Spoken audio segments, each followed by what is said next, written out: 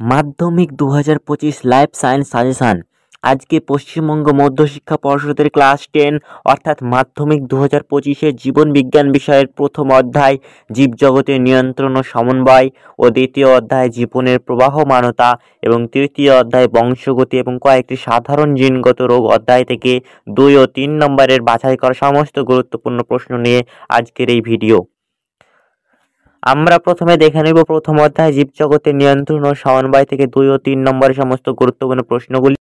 প্রথম প্রশ্নটি আছে, দেখো, হরমোনকে জীবদেহের রাসায়নিক সমন্বয়কারী বলা হয় কেন?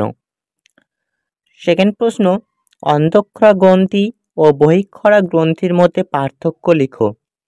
অক্সিন হরমোনের দুটি ব্যবহার লিখো। অগ্ন্যাশয়কে মিশ্র গ্রন্থি বলা হয় কেন?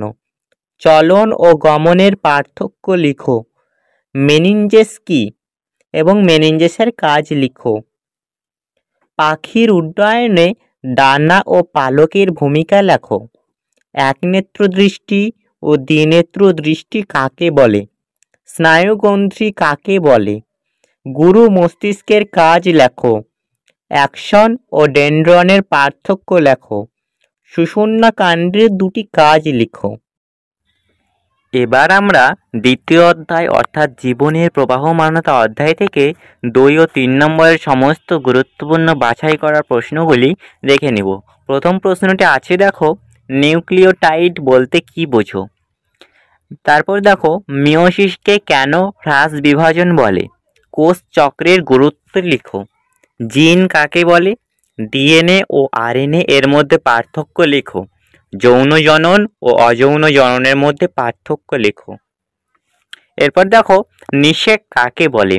ফার্নের জনুক্রম রেখাচিত্রের মাধ্যমে আলোচনা করো। মাইটোসিস ও মিয়োসিস এর মধ্যে পার্থক্য লিখো। স্বপরাগযোগ ও ইতর পরাগযোগ এর মধ্যে পার্থক্য লিখো। এরপর আমরা তৃতীয় অধ্যায় বংশগতি এবং কয়েকটি সাধারণ জিনগত অধ্যায় থেকে প্রশ্নমান 2 ও 3 এর সমস্ত গুরুত্বপূর্ণ বাছাই করা প্রশ্নগুলি দেখে নেব। প্রথমে আছে, দেখো, বর্ণান্ধতা কি? এই রোগের লক্ষণ লেখো। এরপর দেখো, মহিলাদের কেন হোমোগ্যামেটিক লিঙ্গ বলা হয়? জেনেটিক কাউন্সিলিং বলতে কি বোঝো? জিনগত রোগ কাকে বলে? এর দুটি কারণ লেখো। ফিনোটাইপ ও জিনোটাইপ এর মধ্যে পার্থক্য লিখো। পিতা ও মাতা উভয় থ্যালাসেমিয়া বাহক হলে সন্তান আক্রান্ত হওয়ার সম্ভাবনা কীরূপ? এরপর দেখো, মেন্ডেলের পৃথক ভবনের সূত্রটি লেখো। 8 নম্বরটি দেখো, মেন্ডেলের স্বাধীন সঞ্চালনের সূত্রটি লেখো।